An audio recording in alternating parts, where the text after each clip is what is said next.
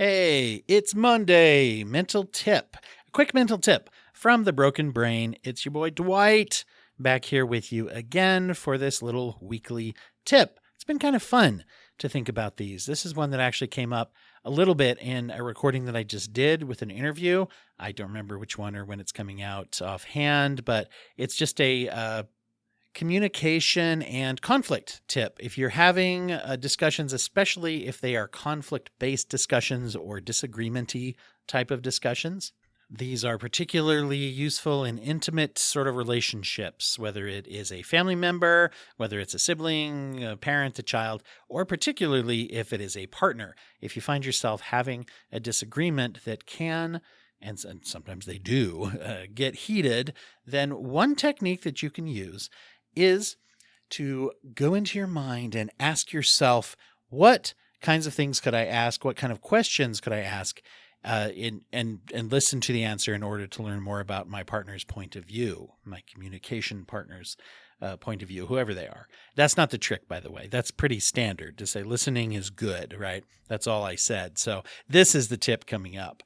One way to do that is if you have anything that you feel like saying in anger, whether you said it or even better, if you manage not to say it, take whatever it is that you would like to say in anger and see if you can turn that into a healthy question. So, for example, if you're talking to someone and you're thinking to yourself, how could you think that? What are you, nuts? Don't say that. If you can help it, or if you did say it, you should probably apologize. However, that question, if you can phrase that into a healthy question. You change it into something like, I don't understand where you're coming from on this. I just don't get it. And I would like to. I would like to understand. So can you tell me more about where you're coming from?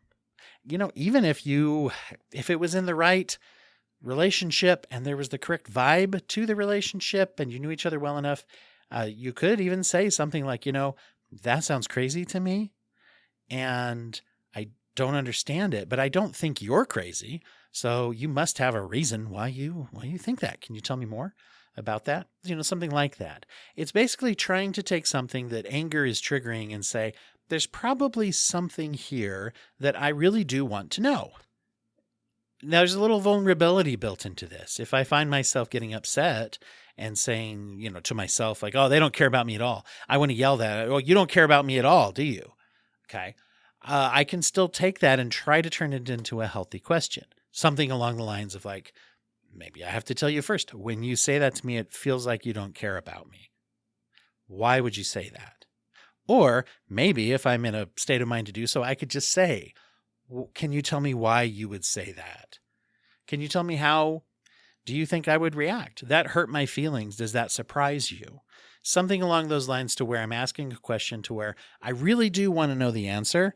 And that's the idea. Basically, what we're trying to do is we're trying to treat anger with curiosity. See, curiosity is a good, nice little bucket of water to throw on the flames of anger, or to as a thing to do instead of trying to control a person.